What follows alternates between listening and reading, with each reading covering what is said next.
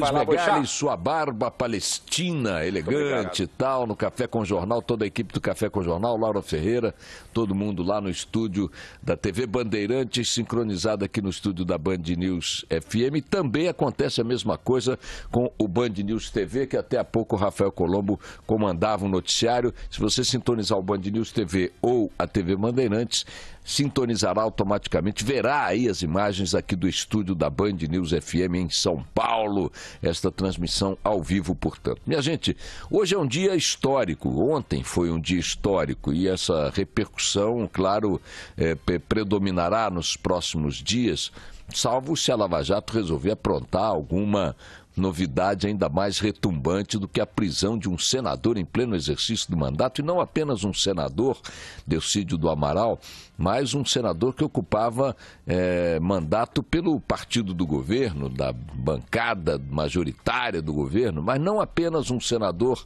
do partido do governo em exercício de mandato, mas um senador líder do governo no Senado Nacional. O senador Delcídio do Amaral foi preso ontem pela Lava Jato com provas contundentes de que tentou obstruir o processo de investigação da Lava Jato, oferecendo condições de fuga a Nestor Severó, um dos ex-diretores da Petrobras, presos também pela mesma operação e envolvido até o talo, até os olhos desalinhados em corrupção na estatal. Delcídio Amaral foi gravado por um filho do Severó em conversas com o advogado que atende ao ex-diretor, tramando a fuga de Severó do Brasil, sair do Brasil, oferecendo, segundo relatos que não foram transcritos, dinheiro para a família, induzir Severó a não contribuir com a delação premiada, pelo menos naquilo que dissesse respeito ao próprio senador Delcídio. Essa gravação é contundente demais, contundente demais. Também foi preso pela mesma acusação de tentar obstruir as investigações o banqueiro André Esteves, figura proeminente dos meios financeiros, dono do Banco BTG Pactual e de muito boas relações com o meio político. Dizem que ele tem boas relações com a Aécio, diz que tem boas relações com gente do governo, seria o financiador da mesada e da fuga que o Delcídio negociou. O André Esteves daria o dinheiro para que Nestor Severó fugisse sem citá-lo nas suas delações e tudo mais. Ou seja, duas prisões exemplares que viram uma página, a primeira, e um capítulo, a segunda. A página que se vira com a prisão de Delcídio é a página de dizer para a classe política brasileira que não tem essa consciência ainda devidamente arraigada de que ela não está acima da lei.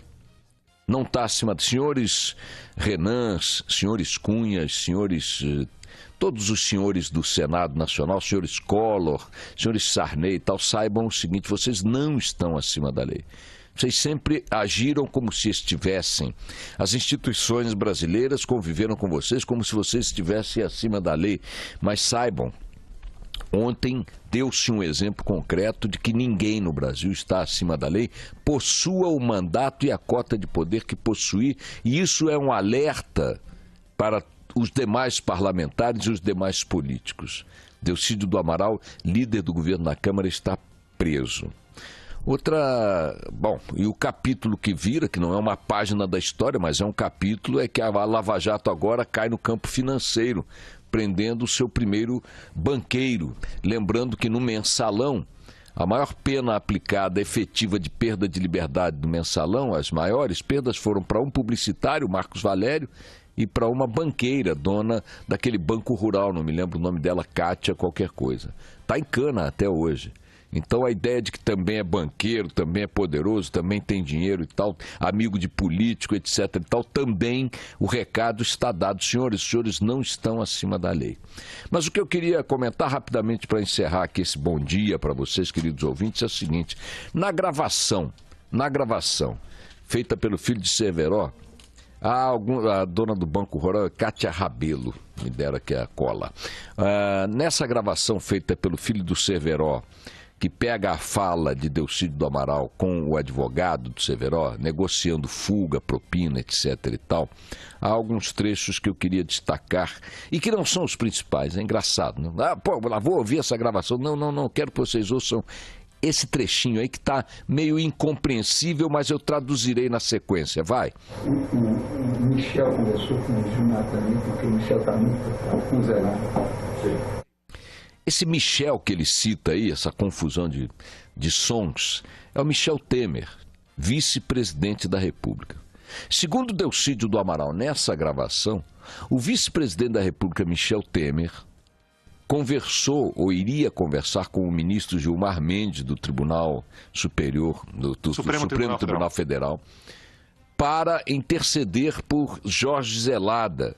Jorge Zelada, que é um ex-diretor da Petrobras, também preso na Lava Jato. Por que Michel Temer, vice-presidente da República, que apresentou há poucos dias aí um programa de salvação nacional com um grande oba-oba do PMDB, por que Michel Temer estaria preocupado com Jorge Zelada, diretor corrupto da Petrobras preso pela Lava Jato? Por que conversaria com um ministro do Supremo Tribunal Federal sobre Zelada e sobre Severo? Esta informação não está sendo dada por mim, foi dada por Delcídio Amaral numa gravação que serve de prova para sua prisão.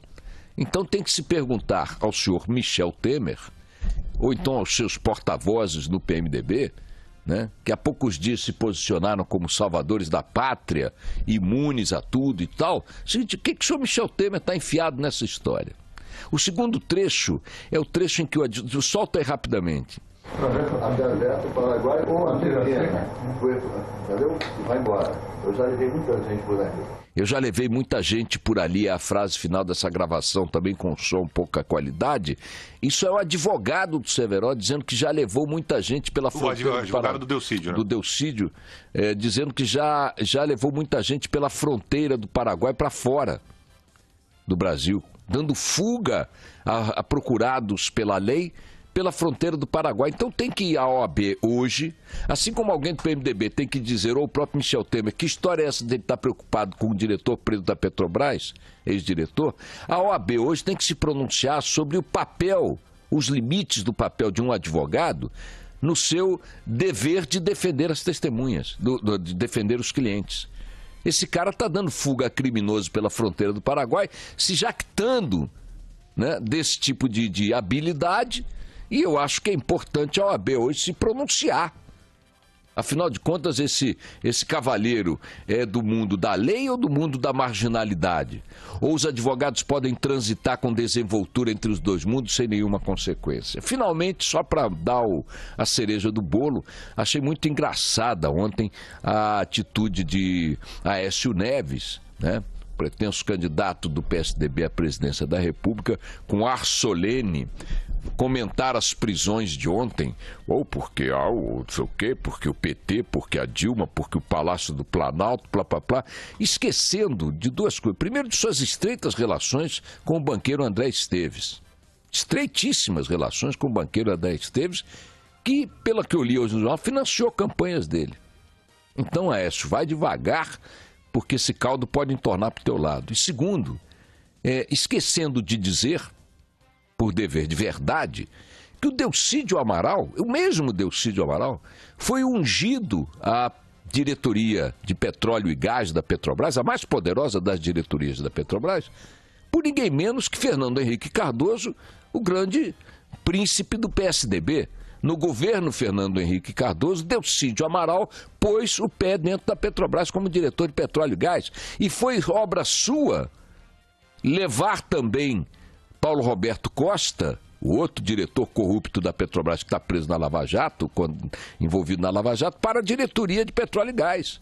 Então, Aécio, essa lameira, esse rompimento de barragem de cloaca na política brasileira, não pega só, não respinga só em quem tem camisa vermelha, amarela, verde ou azul, não. Vai nos camisas azuis também, tu abre o olho, hein? Vamos nessa.